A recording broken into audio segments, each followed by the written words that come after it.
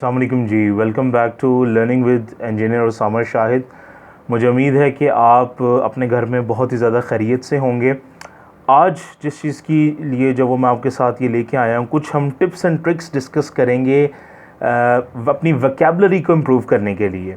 अब चूँकि हम में से बहुत सारे लोग जो वो मुख्तलिफ हम लोग टेस्ट जो वो देते रहते हैं, इसके अलावा हम लोग जो है वो अपनी फ्रीलांस राइटिंग करते हैं, अपने कोई जॉब इंटरव्यूज़ की प्रिपरेशन करते हैं, अपनी रेज्यूमे राइटिंग यूज़ करते हैं, कोई आर्टिकल हमें लिखना होता है।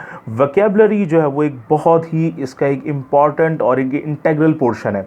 देखिए, अगर आपकी वोकैबुलरी बड़ी अच्छी होगी, आप जो है वो अपनी बात ज़्यादा बेहतर तरीके से जो वो अगले तक कन्वे कर सकते हैं।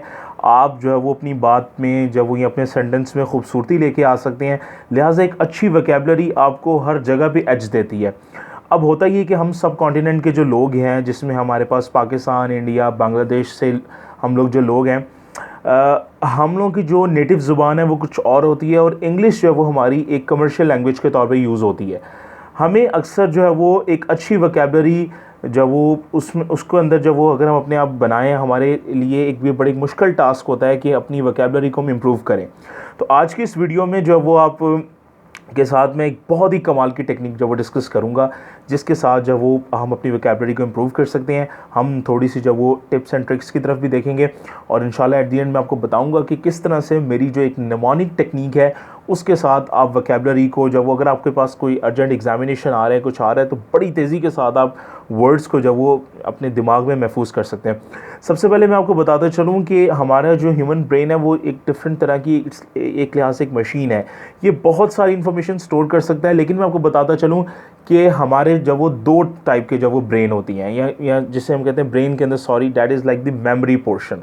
ब्रेन के अंदर जो हमारे पास मेमोरीज़ हैं वो दो तरह की होती हैं। एक होती है शॉर्ट टर्म मेमोरी और एक होती है लॉन्ग टर्म मेमोरी। अगर आप फौरी तौर पे कोई नई चीज़ सीखते हैं तो वो आपकी फटाफट शॉर्ट टर्म मेमोरी के अंदर चली जाती है, लेकिन वो चीज़ें जो हमें साल या महीनों तक जब वो यहाँ हमारे जब तक टेस्ट होने वाले हैं वहाँ तक याद रहे, that is your long term memory.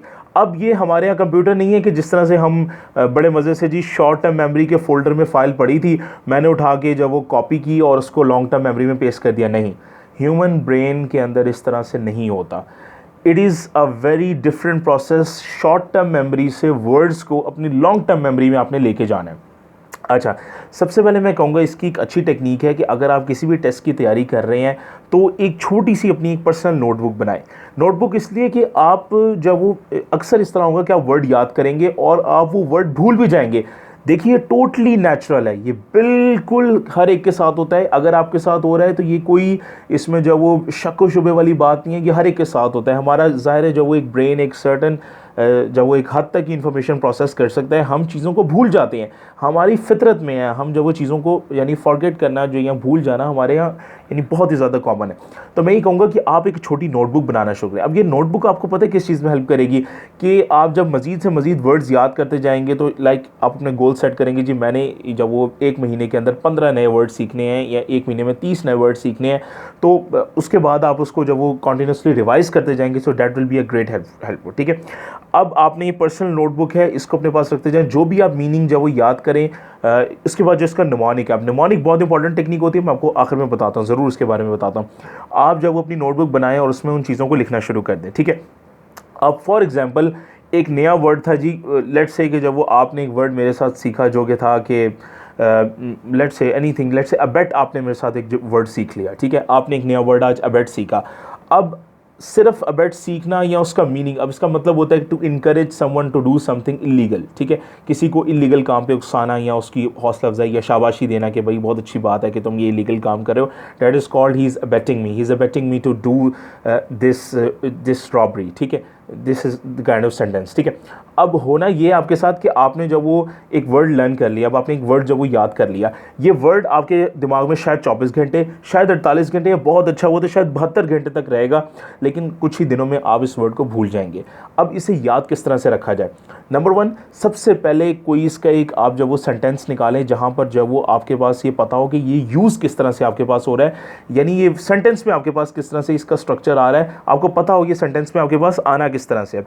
उसके बाद लेट्स से अगर आपने एक वर्ड, लेट्स से अबेट ही अगर जब वो आपने आज जब वो सीखा है, उससे कम अज़ कम जब वो ज़्यादा से ज़्यादा अपने घर वालों के साथ अपनी डेली जब वो जो ज़िंदगी, यानी आप कुछ लिख रहे हैं, अपनी डायरी लिख रहे हैं, कोई अपनी आर्टिकल है, उसे किसी तरह इंसर्ट करने की कोशिश करें। अपने आम घर की बातों में बहन भाइयों के साथ वो नहीं भी आ रहा, उसे किसी तरह से अंदर इंसर्ट कर दीजिए, ताकि वो वर्ड आपकी मेमोरी में बार बार रिवाइज होता रहे और आपके पास फ्लैश होता रहे। अपनी नोटबुक में भी लिखा हुआ है, उसे आपने 15 से 20 दफ़ा जब तक नहीं यूज़ किया, एटलीस्ट 20 टाइम्स अगर आपने वो वर्ड नहीं यूज़ किया अपनी लाइफ में, अपनी आम दिनों में, अपनी किसी राइटिंग में या स्पीकिंग में, आप तब तक नया वर्ड मत सीखिए, ठीक है। इसके अलावा मैं ये कहूँगा, एक ही दिन में या एक ही महीने में बहुत सारे वर्ड मत सीखिए, ठीक है, क्योंकि बहुत ज़्यादा वर्ड सीखना जो वो उल्टा हमारे लिए बेनिफिशियल साबित नहीं होता।